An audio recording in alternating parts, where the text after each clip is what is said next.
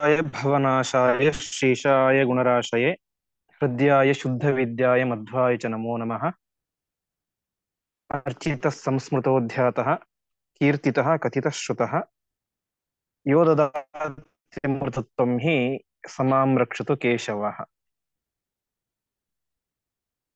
ನಾವು ಹಿಂದಿನ ಪಾಠದಲ್ಲಿ ನೋಡಿದಂತೆ ಪರಮಾತ್ಮನ ಪ್ರದಕ್ಷಿಣೆಗೆ ಎಷ್ಟು ಮಹತ್ವ ಎಂಬುದಾಗಿ ಹೇಳಿದರು.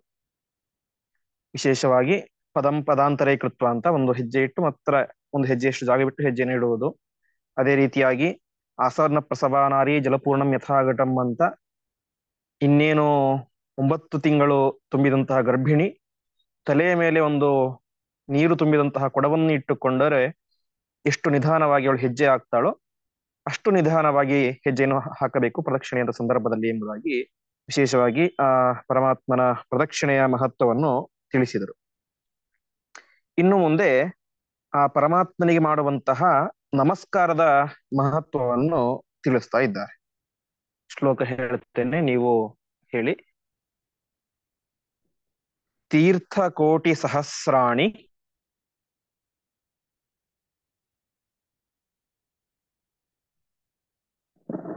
ವ್ರತಕೋಟಿ ಶತಾನಿ ಚ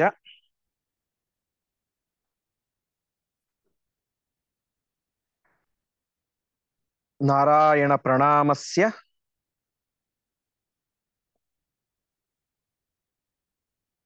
ಕಲಾಂ ನಾರ್ಹಂತಿ ಷೋಡಶೀಂ. ಈ ಶ್ಲೋಕದಲ್ಲಿ ಪರಮಾತ್ಮನಿಗೆ ಮಾಡುವಂತಹ ಒಂದು ನಮಸ್ಕಾರದ ಮಹತ್ವವನ್ನು ತಿಳಿಸ್ತಾ ಇದ್ದಾರೆ. ಅದಕ್ಕೆ ಯಾವ ರೀತಿಯಾದಂತಹ ಫಲ ಎಂಬುದಾಗಿ ಹೇಳ್ತಾ ಇದ್ದಾರೆ. ಮೊದಲನೇದಾಗಿ ತೀರ್ಥ ಕೋಟಿ ಸಹಸ್ರಾಣಿ ಅಂತ.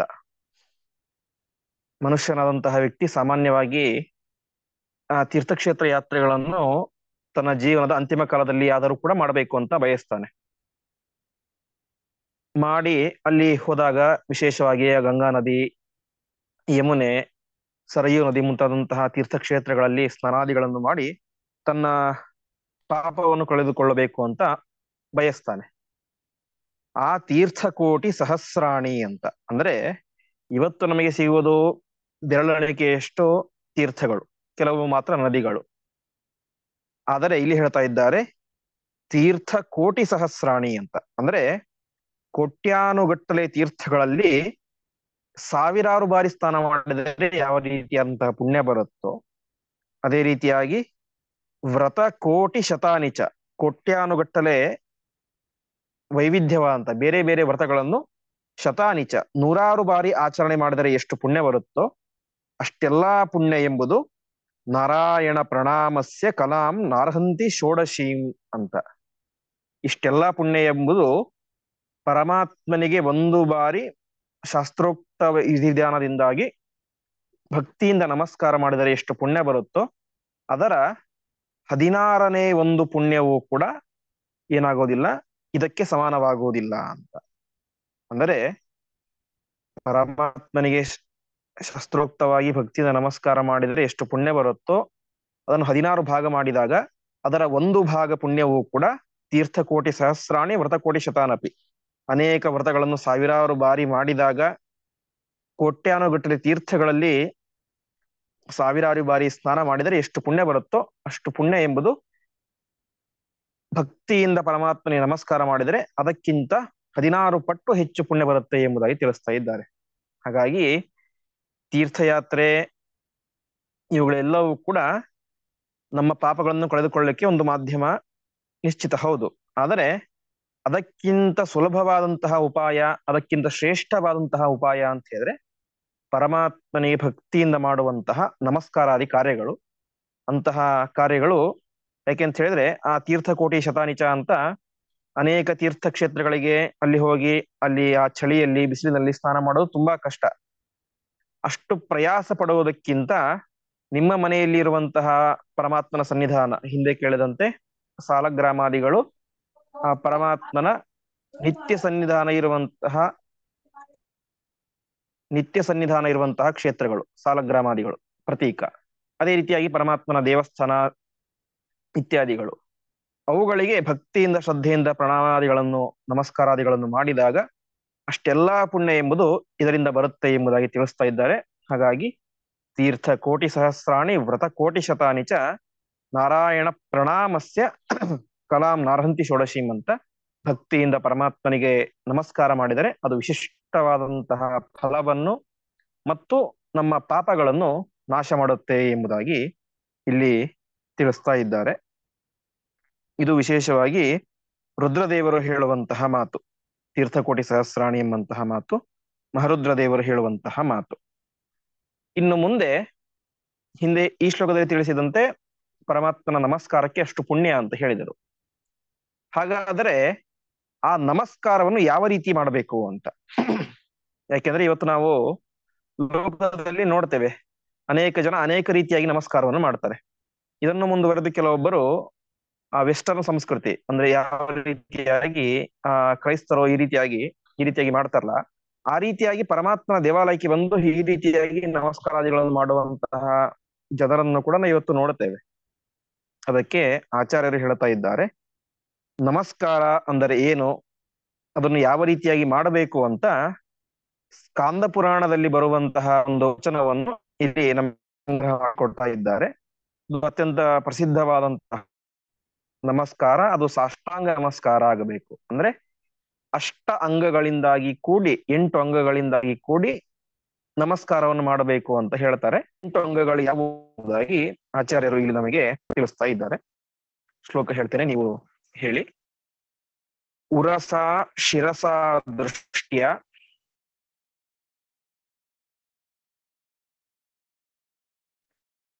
ಮನಸಾ ವಚಸ ತಥಾ ಪದ್ಭ್ಯಾಂ ಕರಾಭ್ಯಾಂ ಜಾನುಭ್ಯಾಂ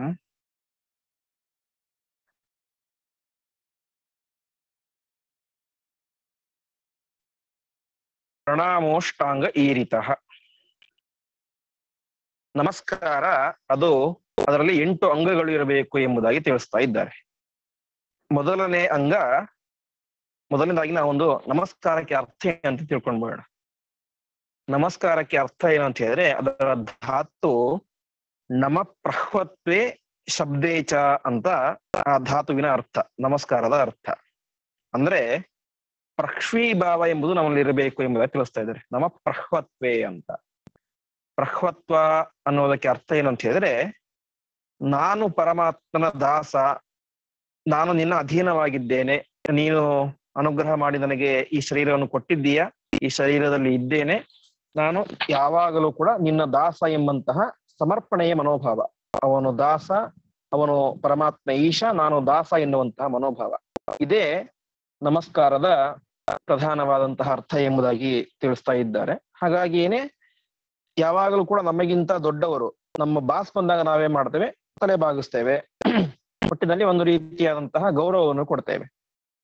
ಆ ರೀತಿಯಾಗಿ ಕೇವಲ ನಮಗೆ ಮಾತ್ರ ಪರಮಾತ್ಮ ಒಡೆಯ ಅಲ್ಲ, ಇಡೀ ಬ್ರಹ್ಮಾಂಡಕ್ಕೆ ಒಡೆಯನಾದಂಥವನು ಆ ಪರಮಾತ್ಮ. ಹಾಗಾಗಿ ಅಂತಹ ಪರಮಾತ್ಮನಿಗೆ ನಾವು ನಮ್ಮ ಸಂಪೂರ್ಣ ಅಂಗಗಳಿಂದಾಗಿ ನಮಸ್ಕಾರವನ್ನು ಮಾಡಬೇಕು, ನಮ್ಮನ್ನು ನಾವು ಸಮರ್ಪಣೆ ಮಾಡಿಕೊಳ್ಳಬೇಕು, ಅಷ್ಟಾಂಗ ನಮಸ್ಕಾರವನ್ನು ಮಾಡಬೇಕು ಅಂತ ತಿಳಿಸ್ತಾ ಇದ್ದಾರೆ. ಯಾವುದು ಅಷ್ಟಾಂಗಗಳು ಅಂತ ಹೇಳಿದ್ರೆ, ಉರಸ ಶಿರಸ ದೃಷ್ಟಿಯ. ಉರಸ್ಸು ಅಂತ ಹೇಳಿದ್ರೆ ನಮ್ಮ ಎದೆ, ಎರಡನೆಯದ್ದು ಶಿರಸ್ಸು ಅಂತ ಹೇಳಿದ್ರೆ ತಲೆ, ಮೂರನೆಯದ್ದು ದೃಷ್ಟಿ ಅಂತ ಅಂದ್ರೆ ಕಣ್ಣುಗಳಿಂದ ಅಂತ, ನಾಲ್ಕನೆಯದ್ದು ಮನಸ್ಸಿನಿಂದ, ವಚಸ ಬಾಯಿಯಿಂದ, ಪದ್ಭ್ಯಾಂ ಕಾಲುಗಳಿಂದ, ಕರಾಭ್ಯಾಂ ಕೈಗಳಿಂದ, ಜಾನುಭ್ಯಾಂ ಮೊಣಕಾಲುಗಳಿಂದ. ಇಷ್ಟು ಅಂಗಗಳಿಂದ ನಾವು ನಮಸ್ಕಾರವನ್ನು ಮಾಡಿದಾಗ ಅದು ಸಾಷ್ಟಾಂಗ ನಮಸ್ಕಾರ ಎಂಬುದಾಗಿ ತಿಳಿಸ್ತಾರೆ. ಇದರಿಂದ ಏನ್ ಮಾಡ್ಬೇಕು ಉರಸ ಅಂತ ಹೇಳಿದ್ರೆ, ಮೊದಲನೇದಾಗಿ ನಮ್ಮ ಎದೆ ಎಂಬುದು ಭೂಮಿಗೆ ಸ್ಪರ್ಶ ಆಗಿರಬೇಕು. ಎರಡನೆಯದ್ದು ಶಿರಸ್ಸು, ತಲೆಯನ್ನು ನಾವು ಬಾಗಿಸಿ ನಮಸ್ಕಾರವನ್ನು ಮಾಡಬೇಕು ಅಂತ. ಹಾಗೆ ದೃಷ್ಟ್ಯ ಅಂತ ಹೇಳಿದ್ರೆ ಕಣ್ಣಿನಿಂದ ಪರಮಾತ್ಮ ನೋಡಬೇಕು ಅಂತ.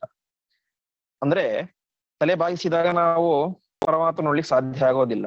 ಹಾಗಾಗಿ ನಮಸ್ಕಾರ ಮಾಡೋದಕ್ಕಿಂತ ಮುಂಚೆ, ಅರ್ಥಾತ್ ತಲೆಯನ್ನು ಬಾಗಿಸುವುದಕ್ಕಿಂತ ಮುಂಚೆ ಕಣ್ಣಿನಿಂದ ಆ ಪರಮಾತ್ಮನ ಸಮಗ್ರ ಪ್ರತೀಕವನ್ನು ನೋಡಿ ಅದನ್ನು ಮನಸ್ಸಿನಲ್ಲಿ ಚಿಂತನೆ ಮಾಡಬೇಕು ಅಂತ. ಹಾಗಾಗಿ ಕಣ್ಣಿನಿಂದಾಗಿ ಪರಮಾತ್ಮನನ್ನ ನೋಡಬೇಕು. ನಾಲ್ಕನೆಯದ್ದು ಮನಸ, ಆ ನೋಡಿದಂತಹ ಪರಮಾತ್ಮನ ಸ್ವರೂಪವನ್ನ ಮನಸ್ಸಿನಲ್ಲಿ ಚಿಂತನೆ ಮಾಡ್ತಾ ಇರಬೇಕು ನಮಸ್ಕಾರ ಮಾಡುವಂತಹ ಸಂದರ್ಭದಲ್ಲಿ. ಹಾಗೆಯೇ ವಚಸ, ಬಾಯಿಯಲ್ಲಿ ಆ ಪರಮಾತ್ಮನ ಸ್ತೋತ್ರ ಎಂಬುದು ಬರ್ತಾ ಇರಬೇಕು. ಮತ್ತೆ ಪದ್ಭ್ಯಾಮ್, ಎರಡು ಕಾಲುಗಳು ನೆಲಕ್ಕೆ ಅಂಟಿರಬೇಕು. ಮತ್ತೆ ಕರಾಭ್ಯಾಮ್, ಎರಡು ಕೈಗಳನ್ನು ಜೋಡಿಸಿ ಮುಂದೆ ಇಟ್ಟಿರಬೇಕು. ಮತ್ತೆ ಜಾನುಭ್ಯಾಮ್, ಮೊಣಕಾಲುಗಳು ಕೂಡ ಸ್ಪರ್ಶ ಆಗಿರಬೇಕು. ಇಷ್ಟು ಮಾಡಿದಾಗ ಇದು ಏನಂತ ಕರ್ಸ್ಕೊಳ್ಳುತ್ತೆ, ಸಾಷ್ಟಾಂಗ ನಮಸ್ಕಾರ ಎಂಬುದಾಗಿ ಕರ್ಸ್ಕೊಳ್ಳುತ್ತೆ. ವಾಸ್ತವಿಕವಾಗಿ ಪ್ರತಿಯೊಂದು ಕಡೆಯಲ್ಲೂ ಕೂಡ ನಾವು ಸಾಷ್ಟಾಂಗ ನಮಸ್ಕಾರವನ್ನೇ ಮಾಡಬೇಕು ಅಂತ ಶಾಸ್ತ್ರ ತಿಳಿಸುತ್ತೆ. ಆದರೆ ಪ್ರತಿಯೊಂದು ಸ್ಥಳಗಳಲ್ಲಿಯೂ ಕೂಡ ಸಾಷ್ಟಾಂಗ ನಮಸ್ಕಾರ ಮಾಡಲಿಕ್ಕೆ ಅವಕಾಶ ಈಗ ಇರೋದಿಲ್ಲ. ಯಾವುದೋ ನಮ್ಮ ಊರಿನ ದೇವಸ್ಥಾನಗಳಲ್ಲಿ ಸಾಷ್ಟಾಂಗ ನಮಸ್ಕಾರವನ್ನು ಮಾಡಬಹುದು ಪ್ರತಿಮೆ ಎದುರುಗಡೆ.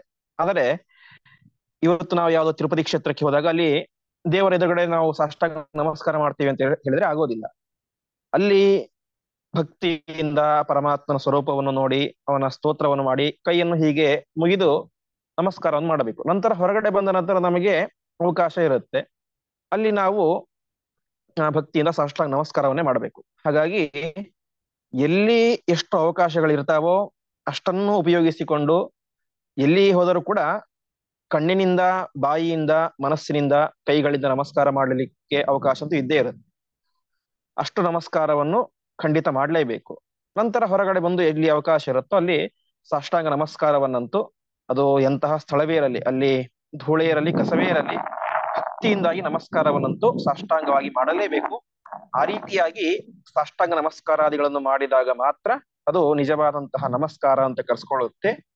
ಇಂತಹ ನಮಸ್ಕಾರಕ್ಕೆ ಯಾವ ಪುಣ್ಯ ಅಂತ ಹೇಳಿದ್ರೆ, ಹಿಂದೆ ಹೇಳಿದಂತೆ ತೀರ್ಥಕೋಟಿ ಸಹಸ್ರಾಣಿ ವ್ರತ ಕೋಟಿ ಶತಾನಿ ಚ ನಾರಾಯಣ ಪ್ರಣಾಮಸ್ಯ ಕಲಾಂ ನಾರ್ಹಂತಿ ಷೋಡಶೀಂ ಅಂತ ಈ ರೀತಿಯಾಗಿ ಭಕ್ತಿಯಿಂದ ಮಾಡಿದಂತಹ ಸಾಷ್ಟಾಂಗ ನಮಸ್ಕಾರಕ್ಕೆ ಆ ಸಾವಿರಾರು ತೀರ್ಥಕ್ಷೇತ್ರಗಳಲ್ಲಿ ಸ್ನಾನ ಮಾಡಿದಂತಹ ಪುಣ್ಯ, ವ್ರತಾದಿಗಳನ್ನು ಮಾಡಿದಂತಹ ಪುಣ್ಯ ಎಂಬುದಾಗಿ ತಿಳಿಸ್ತಾ ಇದ್ದಾರೆ. ಹಾಗಾಗಿ ಅವಕಾಶ ಇದ್ದಾಗ ಈ ರೀತಿಯಾಗಿಯೇನೆ ಸಾಷ್ಟಾಂಗ ನಮಸ್ಕಾರಾದಿಗಳನ್ನು ಮಾಡಬೇಕು. ಅವಕಾಶ ಇಲ್ಲದೆ ಇದ್ದಾಗ ಭಕ್ತಿಯಿಂದ ಎರಡು ಕೈಗಳನ್ನು ಜೋಡಿಸಿ ನಮಸ್ಕಾರವನ್ನು ಮಾಡಬೇಕು. ಸರ್ವಥಾ ಆ ಪಾಶ್ಚಾತ್ಯ ಸಂಸ್ಕೃತಿ ಈ ರೀತಿಯಾಗಿ ಏನೋ ಮಾಡ್ತಾರೆ, ಆ ರೀತಿಯಂತ ನಮಸ್ಕಾರವನ್ನು ಖಂಡಿತ ಯಾರೂ ಕೂಡ ಮಾಡಬಾರದು. ಅದು ನಮಸ್ಕಾರದ ವಿಧಾನವೇ ಅಲ್ಲ. ಹೀಗೆ ಸಾಷ್ಟಾಂಗ ನಮಸ್ಕಾರ ಮಾಡಬೇಕು ಅಂತ ತಿಳಿಸ್ತಾ ಇದ್ದಾರೆ. ಹೆಂಗಸರಿಗೆ ಆ ಎದೆ ಮುಂತಾದಂತಹ ಭಾಗಗಳನ್ನು ಸ್ಪರ್ಶ ಮಾಡಬಾರದು ಅಂತ ನಿಯಮ ಇರೋದ್ರಿಂದ ಅವರು ತಮಗೆ ವಿಧಿಸಿದಂತಹ ನಮಸ್ಕಾರವನ್ನು ಮಾಡಬೇಕು ಎಂಬುದಾಗಿ ನಾವು ತಿಳಿಯಬೇಕು. ಹೀಗೆ ಉರಶ ಶಿರಸ ದೃಷ್ಟ್ಯಾ ಮನಸಾ ವಚಸಾ ತಥಾ ಪದ್ಭ್ಯಾಂ ಕರಾಭ್ಯಾಂ ಜಾನುಭ್ಯಾಂ ಪ್ರಣಾಮೋಷ್ಟಾಂಗ ಈರಿತಃ ಅಂತ ಇಷ್ಟು ಭಾಗಗಳು ಭೂಮಿಗೆ ಸ್ಪರ್ಶ ಆಗುವಂತೆ ನಮಸ್ಕಾರವನ್ನು ಮಾಡಬೇಕು ಅಂತ ತಿಳಿಸ್ತಾ ಇದ್ದಾರೆ. ಮುಂದಿನ ಶ್ಲೋಕ. ಶಾಠ್ಯೇನಾಪಿ ನಮಸ್ಕಾರಂ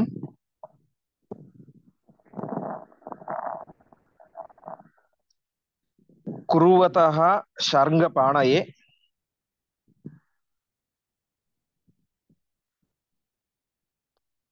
ಶತಜನ್ಮಾರ್ಜಿತಂ ಪಾಪಂ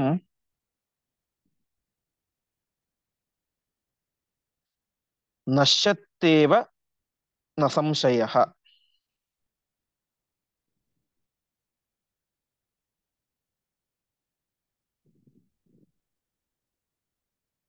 ಈ ಶ್ಲೋಕದಲ್ಲಿ ತಿಳಿಸ್ತಾ ಇದ್ದಾರೆ, ನಮಸ್ಕಾರವನ್ನು ಹಿಂದೆ ಹೇಳಿದಂತೆ ಸಾಷ್ಟಾಂಗವಾಗಿ ಭಕ್ತಿಯಿಂದ ಶ್ರದ್ಧೆಯಿಂದ ಮಾಡಿದಾಗ ವಿಶಿಷ್ಟ ಪುಣ್ಯ ಅಂತ. ಆದರೆ ನಮಸ್ಕಾರ ಮಾಡುವಂತಹ ಪ್ರತಿಯೊಬ್ಬರಿಗೂ ಕೂಡ ಈ ಭಾವನೆ ಇರೋದಿಲ್ಲ. ಯಾರೋ ಉತ್ತಮ ಅಧಿಕಾರಿಗಳಿಗೆ ಆ ರೀತಿಯಾದಂತಹ ಭಾವನೆ ಭಕ್ತರಿಗೆ ಇರುತ್ತೆ. ಕೆಲವೊಬ್ಬರು ಏನೋ ದೇವಸ್ಥಾನಕ್ಕೆ ಬಂದಿದ್ದೀನಿ ಅಂತ ನಮಸ್ಕಾರ ಮಾಡ್ತಾರೆ, ಕೆಲವೊಬ್ಬರು ಯಾರೋ ತಂದೆ ತಾಯಿಗಳು ಬೈತಾರೆ ಅಂತ ನಮಸ್ಕಾರ ಮಾಡ್ತಾರೆ, ಅಥವಾ ಕೆಲವೊಬ್ಬರು ನಮಸ್ಕಾರ ಮಾಡದೇ ಇದ್ರೆ ಪಕ್ಕದಲ್ಲಿ ಇದ್ದವ್ರು ಏನ್ ಅನ್ಕೊಳ್ತಾರೋ ಅನ್ನುವಂತಹ ಭಾವನೆಯಿಂದ ನಮಸ್ಕಾರ ಮಾಡ್ತಾರೆ. ಆ ರೀತಿಯಾಗಿ ಶಾಠ್ಯದಿಂದ ಏನೋ ಒಂದು ಭಾವನೆಯಿಂದ ನಮಸ್ಕಾರ ಮಾಡಿದರೂ ಕೂಡ ಶಾಠ್ಯೇನಾಪಿ ನಮಸ್ಕಾರಂ ಕುರುವತಃ ಶಾರ್ಂಗಪಾಣಯೇ, ಶ್ರದ್ಧೆ ಇಲ್ಲದೆಯೂ ಆ ಶಾರ್ಂಗಪಾಣಯೇ ಅಂತ ಹೇಳಿದ್ರೆ ಕೈಯಲ್ಲಿ ಶಾರ್ಂಗ ಎಂಬಂತಹ ಬಿಲ್ಲನ್ನು ಹಿಡಿದಂತಹ ಪರಮಾತ್ಮನಿಗೆ ನಮಸ್ಕಾರವನ್ನು ಮಾಡಿದರೆ ಶತಜನ್ಮಾರ್ಜಿತಂ ಪಾಪಂ ನಶ್ಯತ್ತೇವ ನ ಸಂಶಯ ಅಂತ ನೂರಾರು ಜನ್ಮಗಳಲ್ಲಿ ಮಾಡಿದಂತಹ ಪಾಪ ಎಂಬುದು ನಾಶ ಆಗುತ್ತೆ ಎಂಬುದಾಗಿ ತಿಳಿಸ್ತಾ ಇದ್ದಾರೆ. ಯಾಕೆ ಅಂತ ಹೇಳಿದ್ರೆ ಆ ನಮಸ್ಕಾರಕ್ಕೆ ಇರುವಂತಹ ಮಹತ್ವ ಅಷ್ಟು. ಅಷ್ಟು ನಮಸ್ಕಾರವನ್ನು ಮಾಡಬೇಕಾದರೂ ಕೂಡ ಅವನಿಗೆ ಪುಣ್ಯ ಇರಬೇಕು. ಒಲ್ಲದ ಮನಸ್ಸಿನಿಂದ ನಮಸ್ಕಾರ ಮಾಡಬೇಕಾದರೂ ಕೂಡ ಅವನಿಗೆ ಆ ಪುಣ್ಯ ಇದ್ದಾಗ ಮಾತ್ರ ನಮಸ್ಕಾರ ಮಾಡಲಿಕ್ಕೆ ಸಾಧ್ಯ. ಹಾಗಾಗಿ ಅಷ್ಟು ಪಾಪ ನಾಶ ಆಗುತ್ತೆ ಅಂತ ತಿಳಿಸ್ತಾ ಇದ್ದಾರೆ. ಹಾಗಾಗಿ ಇಲ್ಲಿ ಪ್ರಧಾನವಾಗಿ ಗಮನಿಸಬೇಕಾದಂತಹ ಅಂಶ ಎಷ್ಟು, ಒಲ್ಲದ ಮನಸ್ಸಿನಿಂದ ನಮಸ್ಕಾರ ಮಾಡಿದರೂ ಕೂಡ ಅವನ ಪಾಪ ನಾಶ ಆಗುತ್ತೆ ಅಂತ ಹೇಳಿದ್ರೆ, ಭಕ್ತಿಯಿಂದ ಶ್ರದ್ಧೆಯಿಂದ ಸಾಷ್ಟಾಂಗ ನಮಸ್ಕಾರವನ್ನು ಆ ಪರಮಾತ್ಮನಿಗೆ ನಾನು ದಾಸ ಎನ್ನುವಂತಹ ಭಾವನೆಯಿಂದ ಮಾಡಿದಾಗ ನಮ್ಮ ಎಲ್ಲ ಪಾಪಗಳು ನಾಶ ಆಗ್ತವೆ, ಎಷ್ಟು ಪುಣ್ಯ ಬರುತ್ತೆ ಎಂಬುದಾಗಿ ನಾವು ಊಹಿಸಿಕೊಳ್ಳಬೇಕು. ಹಾಗಾಗಿ ಅಷ್ಟು ಒಂದು ಮಹತ್ವ ಆ ಪರಮಾತ್ಮನಿಗೆ ಮಾಡಿದಂತಹ ನಮಸ್ಕಾರಕ್ಕೆ ಇದೆ. ಹಾಗಾಗಿ ಭಕ್ತಿ ಪೂರ್ವಕವಾಗಿ ಆ ಪರಮಾತ್ಮನಿಗೆ ನಮಸ್ಕಾರವನ್ನು ಮಾಡಬೇಕು ಅಂತ ಈ ಶ್ಲೋಕದಲ್ಲಿ ತಿಳಿಸ್ತಾ ಇದ್ದಾರೆ. ಮುಂದಿನ ಶ್ಲೋಕ ಸಂಸಾರಾರ್ಣವ ಮಗ್ನಾನಾಂ ನರಾಣಾಂ ಪಾಪಕರ್ಮಣಾಂ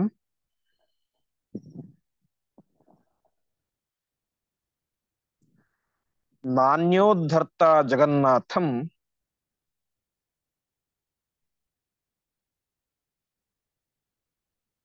ಮುಕ್ತ್ವಾ ನಾರಾಯಣಂ ಪರಂ.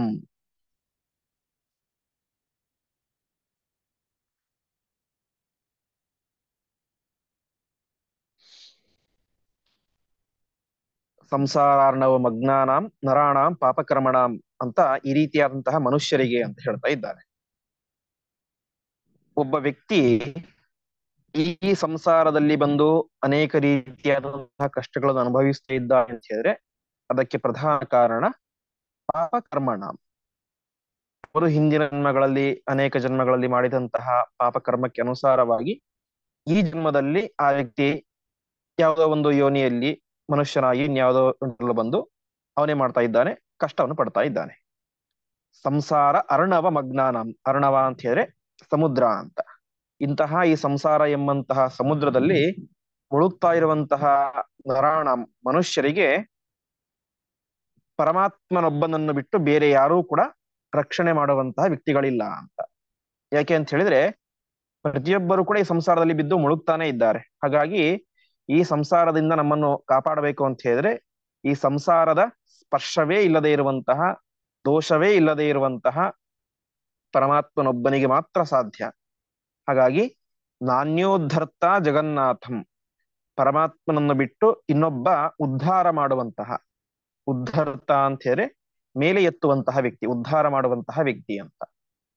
ಪರಮಾತ್ಮನೊಬ್ಬನನ್ನು ಬಿಟ್ಟು ಇನ್ನೊಬ್ಬ ವ್ಯಕ್ತಿ ಇನ್ನು ನಾವು ನೋಡ್ಲಿಕ್ಕೆ ಸಾಧ್ಯನೇ ಇಲ್ಲ ಅಂತಹ ನಾರಾಯಣ ಮುಕ್ತ, ಪರಮಾತ್ಮನೊಬ್ಬನನ್ನು ಬಿಟ್ಟು ಅನ್ಯ ಉದ್ಧರ್ತ ನ, ನಾನ್ಯ ಉದ್ಧರ್ತ ಅಂತ ಇದೆ, ಅನ್ಯ ಬೇರೆ, ಉದ್ಧರ್ತ ಉದ್ಧಾರವನ್ನು ಮಾಡುವಂತಹ ವ್ಯಕ್ತಿ ಇನ್ನೊಬ್ಬನಿಲ್ಲ. ಪರಮಾತ್ಮನೊಬ್ಬನೇನೆ ನಮ್ಮೆಲ್ಲರನ್ನೂ ಕೂಡ ರಕ್ಷಣೆ ಮಾಡುವಂತಹ ಶ್ರೇಷ್ಠ ವ್ಯಕ್ತಿ. ಹಾಗಾಗಿ ಅವನನ್ನೇ ನಾವು ಶರಣ ಹೊಂದಬೇಕು, ನಮ್ಮ ಸಂಸಾರ ಎಂಬುದು ನಾಶ ಆಗಬೇಕು ಅಂದ್ರೆ ಎಂಬುದಾಗಿ ತಿಳಿಸ್ತಾ ಇದ್ದಾರೆ. ಅದೇ ರೀತಿ ಗೀತೆಯಲ್ಲಿ ಪರಮಾತ್ಮ ಹೇಳುವಂತೆ ತೇಷಾಮಹಂ ಸಮುದ್ಧರ್ತ ಮೃತ್ಯು ಸಂಸಾರ ಸಾಗರಾತ್ ಅಂತ, ಯಾರು ನನ್ನನ್ನು ವಿಶೇಷವಾಗಿ ಉಪಾಸನೆಯನ್ನು ಮಾಡ್ತಾರೋ ಅವರನ್ನು ನಾನು ಈ ಸಂಸಾರ ಸಾಗರದಿಂದಾಗಿ ರಕ್ಷಣೆ ಮಾಡ್ತೇನೆ ಎಂಬುದಾಗಿ ಪರಮಾತ್ಮ ಗೀತೆಯಲ್ಲಿ ಹೇಳಿದ್ದಾನೆ. ಹಾಗಾಗಿ ನಮ್ಮನ್ನು ಉದ್ಧಾರ ಮಾಡುವಂತಹ ಏಕೈಕ ಶಕ್ತಿ ಅಂತ ಹೇಳಿದ್ರೆ ಅದು ಪರಮಾತ್ಮನೊಬ್ಬನೇ ಅಂತ ಈ ಶ್ಲೋಕದಲ್ಲಿ ತಿಳಿಸ್ತಾ ಇದ್ದಾರೆ. ಮುಂದಿನ ಶ್ಲೋಕ ರೇಣು ಕುಂಠಿತ ಗಾತ್ರಸ್ಯ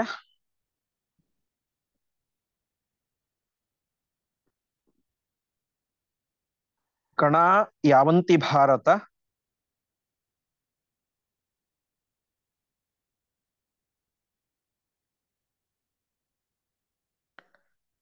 ತಾವತ್ ವರ್ಷ ಸಹಸ್ರಾಣಿ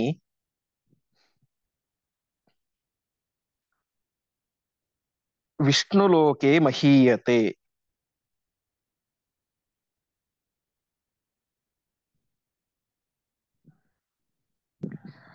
ಇನ್ನೊಂದು ವಿಶಿಷ್ಟವಾದಂತಹ ಅಂಶವನ್ನು ಇಲ್ಲಿ ಹೇಳ್ತಾ ಇದ್ದಾರೆ.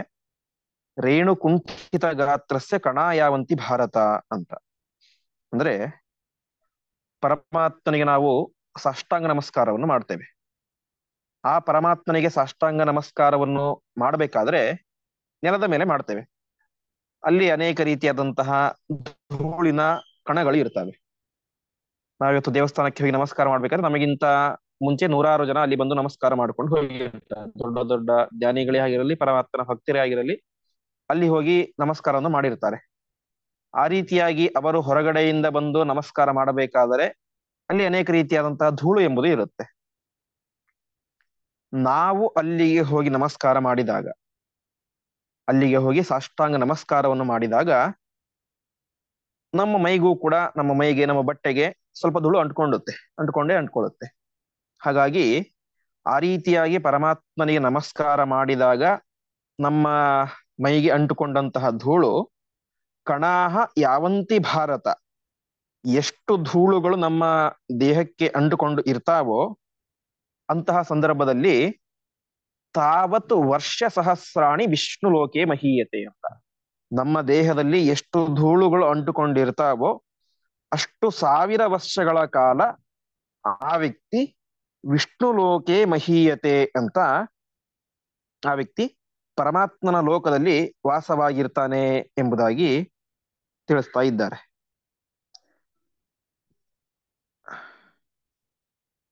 ಈ ಮಾತನ್ನ ಯುಧಿಷ್ಠಿರನನ್ನು ಕುರಿತು ಹೇಳುವಂತಹ ಮಾತು, ಮಹರುದ್ರ ದೇವರು ಯುಧಿಷ್ಠಿರನನ್ನು ಕುರಿತು ಹೇಳುವಂತಹ ಮಾತು. ರೇಣು ಕುಂಠಿತ ಗಾತ್ರಸ್ಯ ಕಣಾಯಾವಂತಿ ಭಾರತ, ಭಾರತ ಅಂತ ಆ ಯುಧಿಷ್ಠಿರನಿಗೆ ಸಂಬೋಧನೆಯನ್ನು ಮಾಡ್ತಾ ಇದ್ದಾರೆ. ಯುಧಿಷ್ಠಿರ, ಈ ರೀತಿಯಾಗಿ ನಮಸ್ಕಾರ ಮಾಡಿದಾಗ ಎಷ್ಟು ಧೂಳು ಎಂಬುದು ನಮ್ಮ ಮೈಗೆ ಅಂಟುಕೊಳ್ಳುತ್ತೋ ಅಷ್ಟು 1000 ವರ್ಷಗಳ ಕಾಲ ಆ ವ್ಯಕ್ತಿ ವಿಷ್ಣು ಲೋಕೆ ಮಹೀಯತೆ, ಪರಮಾತ್ಮನ ಲೋಕದಲ್ಲಿ ವಿಶೇಷವಾಗಿ ವಾಸವಾಗಿರ್ತಾನೆ ಎಂಬುದಾಗಿ ತಿಳಿಸ್ತಾ ಇದ್ದಾರೆ. ಹಾಗಾಗಿ ಒಂದು ನಮ್ಮ ಸಂಪ್ರದಾಯ ಇದೆ, ಪರಮಾತ್ಮನಿಗೆ ನಮಸ್ಕಾರ ಮಾಡಿದ ನಂತರ, ಹಿರಿಯರಿಗೆ ನಮಸ್ಕಾರ ಮಾಡಿದ ನಂತರ ಆ ಧೂಳು ಎಂಬುದು ಮೈಗೆ ಅಂಟಿದ್ರೆ ಅದನ್ನ ಜಾಡಿಸ್ಕೊಳ್ಬಾರದು ಅಂತ. ಯಾಕೆಂದ್ರೆ ಅದಕ್ಕೆ ಇಷ್ಟು ಪುಣ್ಯ ಎಂಬುದು ಇದೆ. ಯಾಕೆ ಅಂತ ಹೇಳಿದ್ರೆ ಅನೇಕ ಜ್ಞಾನಿಗಳು ಸ್ವಯಂ ಪರಮಾತ್ಮನ ದೇಗುಲದಲ್ಲಿ ಇರುವಂತಹ ಧೂಳಿಗೆನೆ ಅಷ್ಟು ಮಹತ್ವ. ಆ ಧೂಳಿನಲ್ಲಿ ಅನೇಕ ಜ್ಞಾನಿಗಳು, ಅನೇಕ ಭಕ್ತರು, ಪರಮಾತ್ಮನ ಭಕ್ತರು ಬಂದು ಓಡಾಡಿಕೊಂಡು ಹೋದಂತಹ ಸ್ಥಳ, ಸಾಷ್ಟಾಂಗ ನಮಸ್ಕಾರ ಮಾಡಿದಂತಹ ಸ್ಥಳ. ಹಾಗಾಗಿ ಅಂತಹ ಧೂಳು ಎಂಬುದು ನಮ್ಮ ದೇಹಕ್ಕೆ ಸ್ಪರ್ಶ ಆದಾಗ ನಮ್ಮ ಪಾಪವೂ ನಾಶ ಆಗುತ್ತೆ, ವಿಶೇಷ ಪುಣ್ಯವೂ ಬರುತ್ತೆ. ಇಲ್ಲಿ ಹೇಳುವಂತೆ ಅಷ್ಟು 1000 ವರ್ಷಗಳ ಕಾಲ ಪರಮಾತ್ಮನ ಲೋಕದಲ್ಲಿ ವಾಸವಾಗುವಂತಹ ಒಂದು ದಿವ್ಯವಾದಂತಹ ಪುಣ್ಯ ನಮಗೆ ಒದಗಿ ಬರುತ್ತೆ. ಹಾಗಾಗಿ ಆ ಪರಮಾತ್ಮನ ಸನ್ನಿಧಾನದಲ್ಲಿ ನಮಸ್ಕಾರಾದಿಗಳನ್ನು ಮಾಡಿದಾಗ ಆ ಮೈಗೆ ಅಂಟಿದಂತಹ ಧೂಳನ್ನು ಸರ್ವಥಾ ಝಾಡಿಸಿಕೊಳ್ಳಬಾರದು ಎಂಬುದಾಗಿ ತಿಳಿಸ್ತಾ ಇದ್ದಾರೆ. ಹೀಗೆ ಪರಮಾತ್ಮನ ನಮಸ್ಕಾರಕ್ಕೆ ಮಾತ್ರ ಅಷ್ಟು ಮಹತ್ವವಲ್ಲ, ಆ ನಮಸ್ಕಾರದ ಸಂದರ್ಭದಲ್ಲಿ ಅಂಟಿದಂತಹ ಧೂಳಿಗೂ ಕೂಡ ಅಷ್ಟು ಮಹತ್ವ ಇದೆ ಎಂಬುದಾಗಿ ಈ ರೇಣು ಕುಂಠಿತ ಗಾತ್ರಸ್ಯ ಕಣ ಯಾವಂತಿ ಭಾರತ ತಾವದ್ ವರ್ಷ ಸಹಸ್ರಾಣಿ ವಿಷ್ಣು ಲೋಕೆ ಮಹೀಯತೆ ಎಂಬುದಾಗಿ ಒಂದು ಪರಮಾತ್ಮನ ನಮಸ್ಕಾರಕ್ಕಿರುವಂತಹ ಮಹತ್ವ, ಆ ನಮಸ್ಕಾರದ ಸಂದರ್ಭದಲ್ಲಿ ನಮ್ಮ ದೇಹಕ್ಕೆ ಅಂಟಿದಂತಹ ಧೂಳಿಗೆ ಇರುವಂತಹ ಒಂದು ಮಹತ್ವವನ್ನು ತಿಳಿಸ್ತಾ ಇದ್ದಾರೆ. ಮತ್ತೆ ಮುಂದೆ ಆ ಪರಮಾತ್ಮನ ನೈವೇದ್ಯಕ್ಕೆ, ಆ ನೈವೇದ್ಯವನ್ನು ನಾವು ಸ್ವೀಕಾರ ಮಾಡಿದರೆ ಯಾವ ರೀತಿಯಾದಂತಹ ಪುಣ್ಯ ಬರುತ್ತೆ ಎಂಬುದಾಗಿ ಮುಂದಿನ ಅನೇಕ ಶ್ಲೋಕಗಳಲ್ಲಿ ತಿಳಿಸ್ತಾರೆ. ಆ ನೈವೇದ್ಯದ ಭಾಗಗಳನ್ನ ನಾಳೆ ದಿವಸದ ಪಾಠದಲ್ಲಿ ನೋಡೋಣ ಎಂಬುದಾಗಿ ಹೇಳ್ತಾ ಇಂದಿನ ಪಾಠವನ್ನ ಶ್ರೀಕೃಷ್ಣ